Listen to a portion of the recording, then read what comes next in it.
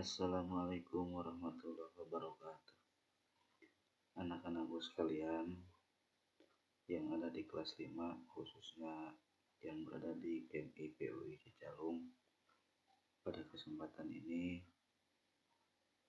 dalam rangka mengisi pembelajaran jarak jauh atau belajar di rumah, Bapak akan menyampaikan materi dari mata pelajaran fikih, yaitu materinya tentang kurban. Dalam materi kurban ini ada beberapa hal yang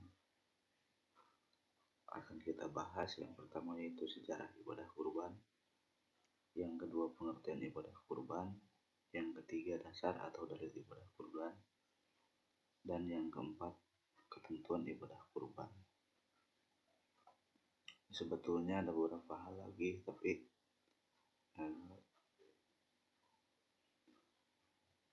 hanya ini saja dulu yang akan kita bahas, dan untuk selanjutnya akan dibahas. Syukur-syukur kalau kita sudah tetap muka, kalaupun belum nanti pada video selanjutnya. Oke, yang pertama langsung saja kita akan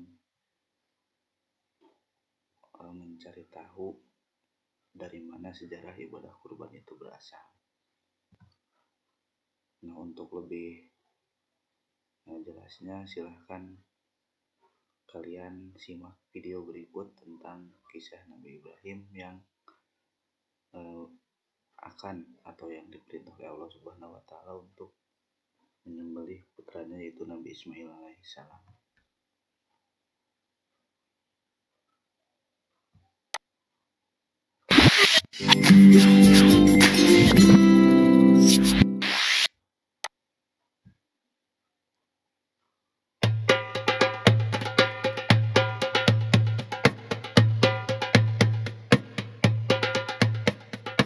Nabi Ibrahim mempunyai 2 istri.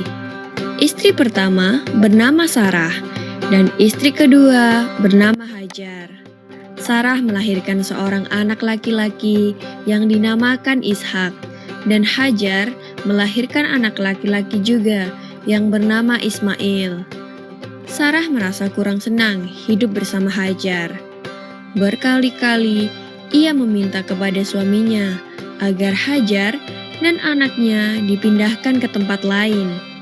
Akan tetapi, Nabi Ibrahim tidak segera menurutinya. Barulah setelah menerima perintah dari Allah, Nabi Ibrahim mengajak Hajar dan Ismail pindah ke Mekah.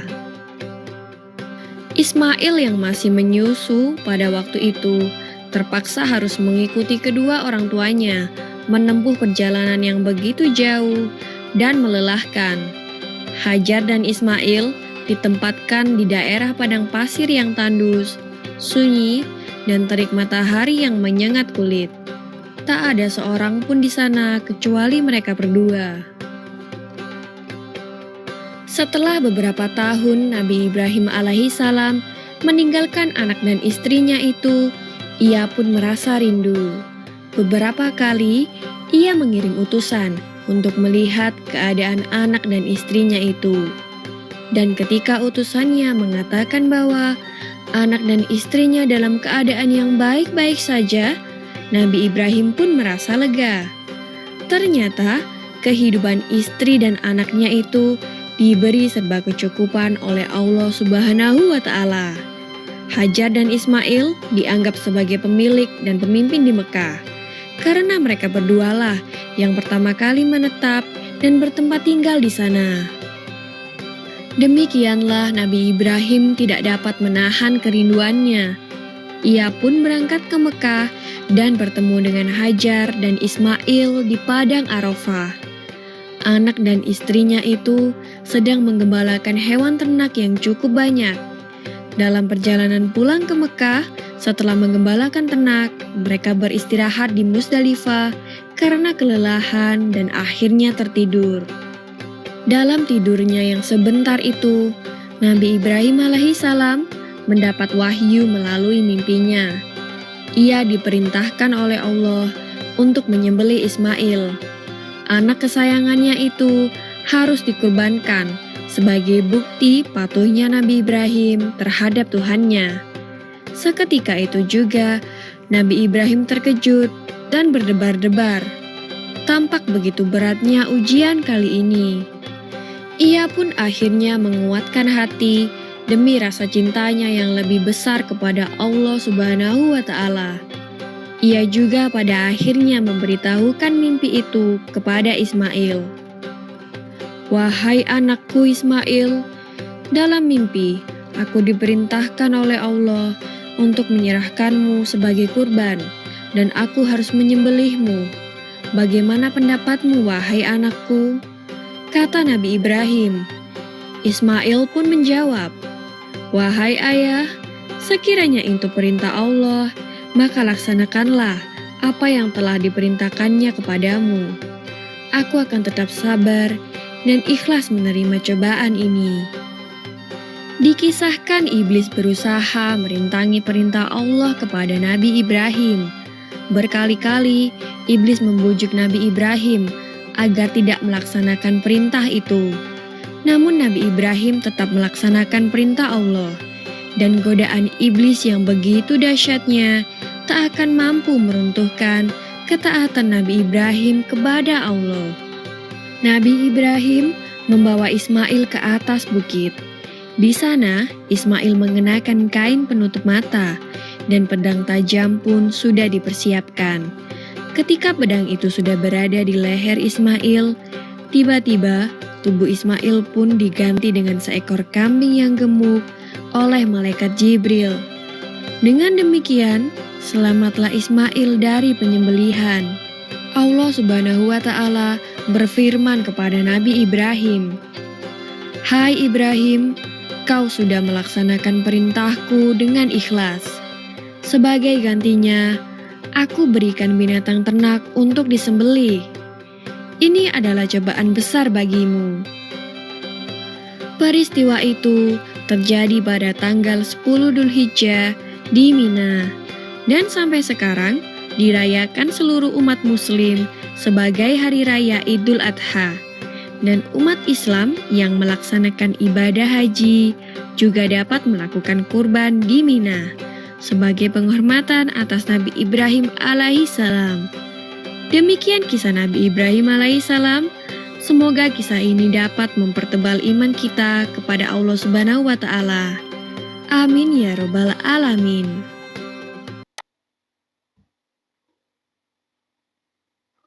Nah, itulah sejarah tentang ibadah kurban, di mana yang pertama melaksanakan ibadah kurban adalah Nabi Ibrahim alaihissalam atas perintah dari Allah Subhanahu wa Ta'ala. Nah, setelah mengetahui sejarahnya, sekarang kita akan bahas tentang pengertian kurban. Secara bahasa, kurban berasal dari bahasa Arab, yaitu koroba, yang artinya dekat. Nah, sedangkan secara istilah, kurban adalah beribadah kepada Allah Subhanahu wa Ta'ala dengan cara menyembelih hewan tertentu pada hari raya haji atau hari raya Idul Adha dan hari-hari tasyrik, yaitu tanggal 11, 12, dan tanggal 13 bulan Dzulhijjah, yang diniatkan semata-mata untuk mendekatkan diri kepada Allah Subhanahu wa Ta'ala. Jadi dari sini jelas bahwa pelaksanaan ibadah kurban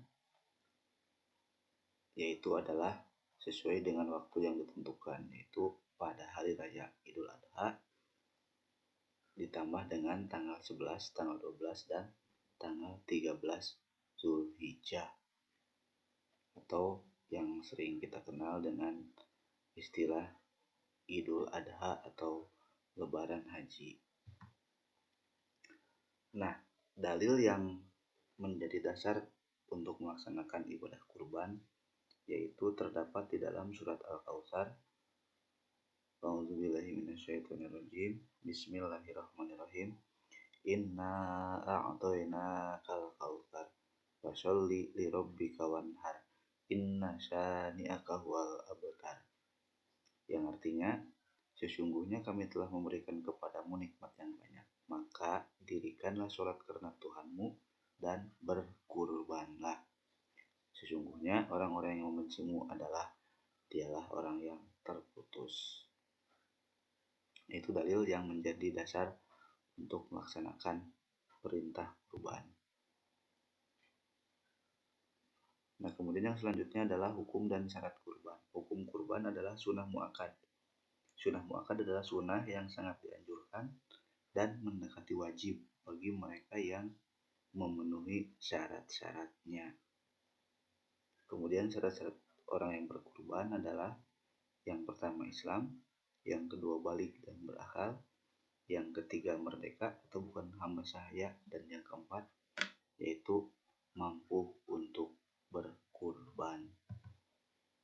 Nah, semua penyampaian materi tadi itu berasal dari yang pertama buku fikih Madrasah Ibtidaiyah kelas 5 yang dikeluarkan oleh Direktorat KSK Madrasah, Direktorat Jenderal Pendidikan Islam, Kementerian Agama Republik Indonesia tahun 2020.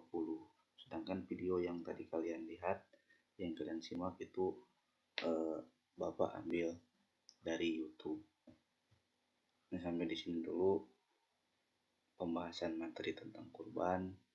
Kalau ada yang kurang dimengerti, silahkan kalian tulis di kolom komentar, atau bisa juga kalian bertanya langsung melalui telepon atau WA ke nomor Bapak.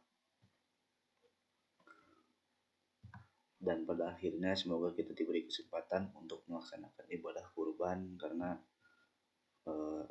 dalam hukum kurban itu kurban hukumnya adalah sunnah muakkad, sunnah yang dianjurkan dan mendekati wajib. Untuk selanjutnya tetap jaga kesehatan, jaga imunitas tubuh supaya kita terhindar dari virus yang sedang mewabah sekarang ini. Wabillahi taufiq wal hidayah. Assalamualaikum warahmatullahi wabarakatuh.